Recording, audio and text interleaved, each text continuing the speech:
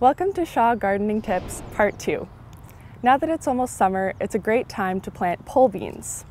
These are scarlet runner beans. Beans are a great crop to start for beginners because they grow easily and they grow quickly and you can produce a lot of food. Once you have your soil ready, you plant the beans about 1 inch deep. Generally, a good rule of thumb is you want to plant them about double the depth of the seed.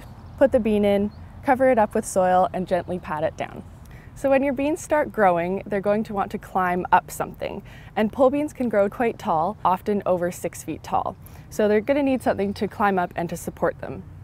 I like to use bean teepees. This one is made out of bamboo, but you can also use any kind of wood you have lying around. You could also use a fence or a garden trellis. So now that we have our beans planted, let's go plant some kale.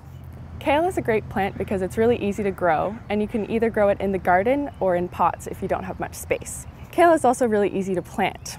Really all you do is just sprinkle some kale seeds onto the soil. Here we've already planted some kale seeds a few weeks ago that are coming up here, and kale is also great for succession planting, meaning that you can grow a few plants one day and then wait a few weeks and plant a few more in a few weeks, and that you'll have a continuous crop of kale going on. So once you've sprinkled your seeds, you want to cover them with a tiny bit of soil. And how I do this is just by gently scrunching up the dirt over the seeds. So you mix it up a bit and then gently pat it down again. You can also plant kale in rows. Some people like their gardens to look a bit more tidy, or you can fill a whole small bed with it, or you can divide your garden into square foot plots and plant intensively in each plot.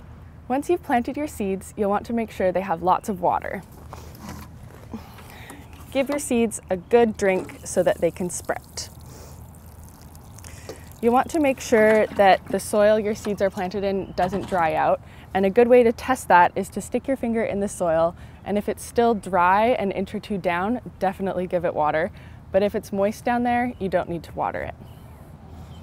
So in a few weeks, you'll have some beautiful kale to put in your salad. Happy gardening!